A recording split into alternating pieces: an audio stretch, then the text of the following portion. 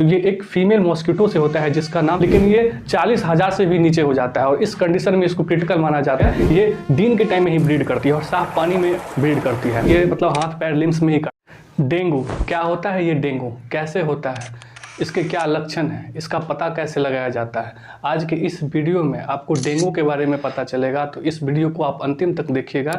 ये वीडियो से आप डेंगू की बेसिक जानकारी को बिल्कुल ही प्राप्त कर पाएंगे। तो आप सबको मेरा नमस्कार, मैं धीरज कुमार। डेंगू सबसे पहले ये जानते हैं कि ये किस चीज़ से होता है। तो डेंगू जो होता है वो एक वायरस से होता है जिसको फ्लेविराइबो वायरस या फिर आर्बो वायरस कहते हैं। अगर हम इसके ट्रांसमिशन की बात करें तो ये एक फीमेल मॉस्किटो से होता है जिसका नाम एडिस एजिप्टाई होता है। अब ये डेंगू 3 टाइप से हो सकता है। एक को बोलते हैं क्लासिकल डेंगू। क्लासिकल डेंगू के जो सिम्टम्स होते हैं, जो बेसिकली उसमें हेडेक होता है, ये जो फ्रंटल हेड होता है ना, यहाँ पे हड्डी होती है फ्रंटल बोन, उसमें हमेशा पेन होता है, फीवर होता है, हेडेक हो सकता है, और जो आँख होता है उसके पीछे के वाले हिस्से में हमेशा दर्द होता है, जॉइंट पेन करता है, नोजिया भी होता है, लॉस ऑफ एपेटाइट यानी कि भूख भी नहीं लगता है, और वोमिटिंग की भी समस्या होती है। तो ये सब होते हैं क्लासिकल डेंगू। दूसरा पार्ट होता है हेमरेजिक डेंगू।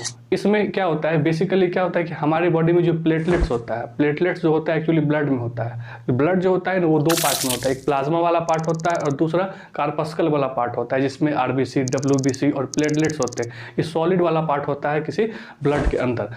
ये जो प्लेटलेट्स हो या फिर आरबीसी हो, डब्ल्यूबीसी हो, ये हमारे बोन के रेड बोन मैरो में इसका फॉर्मेशन होता है।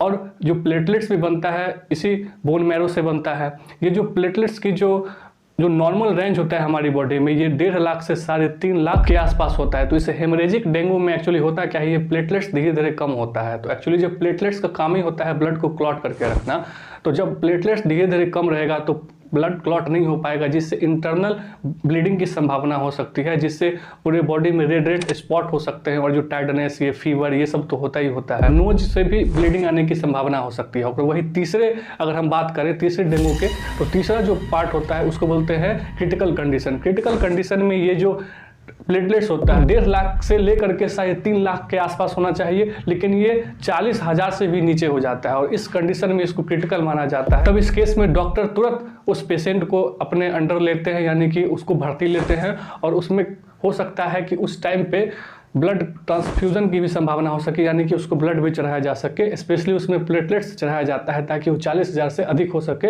और आपको जैसे कि पता है कि हम लोगों को पता है, जैसे गॉट मिल्क हो गया, नारियल पानी हो गया, चीकू हो गया, इन सब से भी प्लेटलेट्स बढ़ाया जा सकता है। और जब भी ये डेंगू होता है तो उस कंडीशन में डॉक्टर हमेशा सजेस्ट करते हैं कि आप पैरासीटामोल लो, और साथ ही साथ एस्प्रिन और डिस्प्रिन की गोली नहीं लेनी होती है।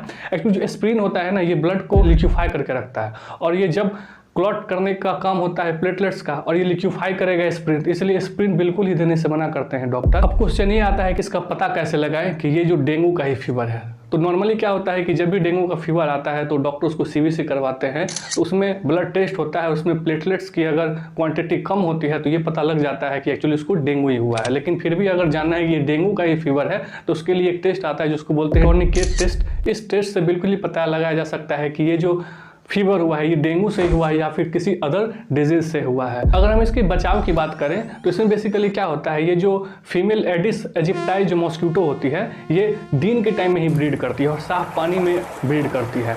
और मच्छर का जब भी काटे ना तो ये मतलब हाथ पैर लिम्स में ही काटता है। तो उस टाइम पे ना फुल स्लीव्स का कपड़ा पहन के रखना चाहिए, पानी को इकट्ठा नहीं होना देना चाहिए, क्योंकि ये साफ पानी में ही ब्रीड करती है और दिन के टाइम में ब्रीड करती है। तो दिन में मच्छर काटने की आप सुनते भी होंगे कि दिन में हाथ पैर में ये डेंगू मच्छर काटता है। तो उस टाइम पे खास करके साफ सफाई पे बिल्कुल ही ध्यान देना चाहिए। तो आई होप आपको समझ में आया होगा इस डेंगू के बारे में। और एक और होता है चिकनगुनिया। चिकनगुनिया भी जो होता है वो इसी फीमेल एडिस मॉस्किटो के कारण ही, इसमें भी सेम लक्षण होते हैं। इसमें बस वही होता है कि इसमें जॉइंट पेन काफ़ी ज़्यादा होता है, जिससे ये पता लगाया जा सकता है कि ये चिकनगुनिया का फीवर है या फिर डेंगू का फीवर है। तो ये दोनों अंतर होते हैं। बस बाकी जितने भी होते हैं, हेडेक होना, चाहे जॉइंट पेन होना, चाहे नोजिया होना, वोमिटिंग का होना, रेड स्पॉट का होना, चाहे फीवर आना, टायर्डनेस यानी थकान आना, ये सब सेम लक्षण ही होते हैं इन चिकनगुनिया के केस में भी।